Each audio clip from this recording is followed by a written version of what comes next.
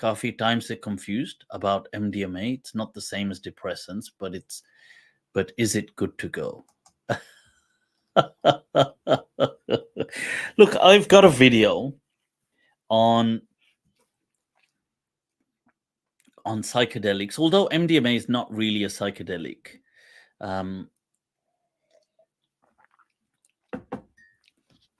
Yeah, you see, there's so many discussions to unpack with stuff like MDMA. Psychedelics are usually entheogens. So they're things that connect a person to God. Other substances like MDMA are empathogens. They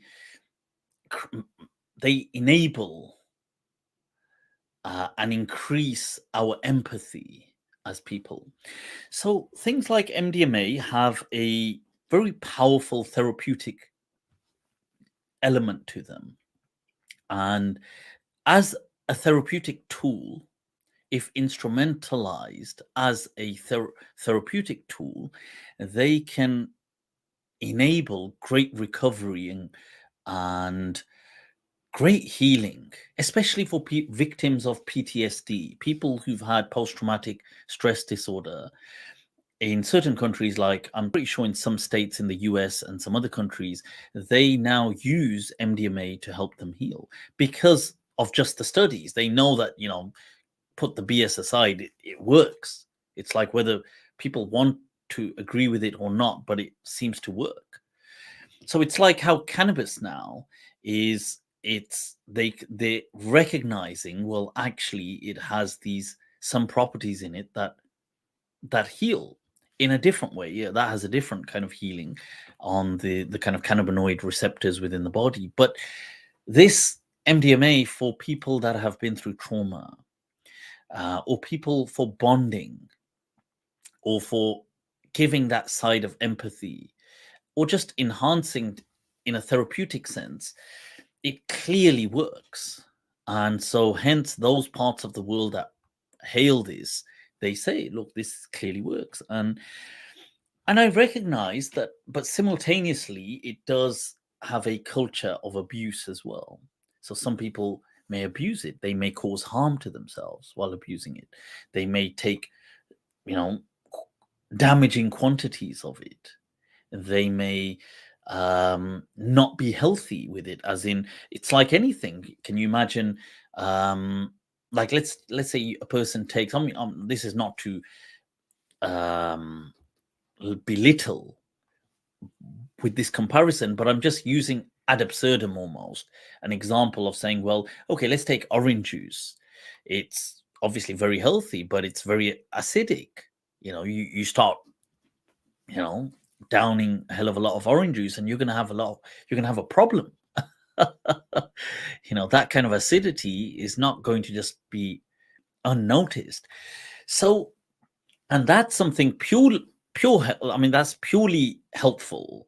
Orange juice is just helpful, and MDMA is in itself a chemical substance which can be harmful. So that's a very bad example, but me showing an approximation where even if you take something that is mainly just a source of good, yet it can be harmful if taken inappropriately or taken in quantities that are harmful. And the same thing with chemical substance, because with MDMA, these things in many parts of the world are not going to, it's an issue of legality. They're not going to be legal. So therefore, you're not going to get the proper guidelines. I would personally argue, and I've said this in the past, that governments should not proscribe and ban these things. Rather, they should have places which are guided, where because people take them anyway.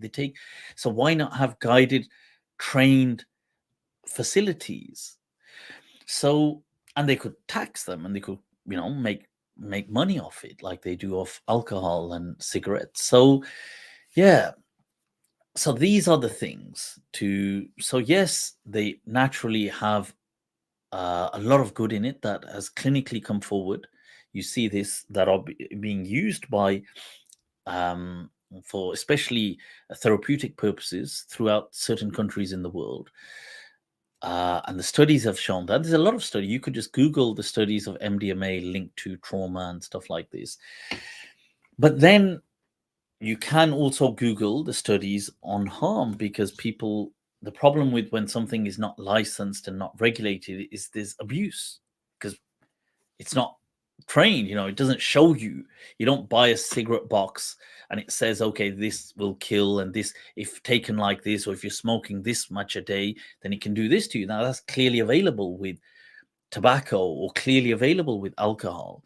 But because these things are not clearly available with these substances, people are prone to harming themselves. Yeah, somebody said hydration. Yeah, hydration, and many other things. Like there's just a whole thing with it. Obviously, hydration, dehydration is one of the potentially dangerous side effect, but that's not just the only.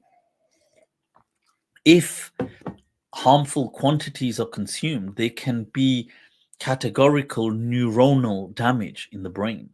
I mean, that's huge. That's not something that you should just gloss over, because remember, brain damage it's something very serious. But obviously, that's if dangerous quantities are being consumed.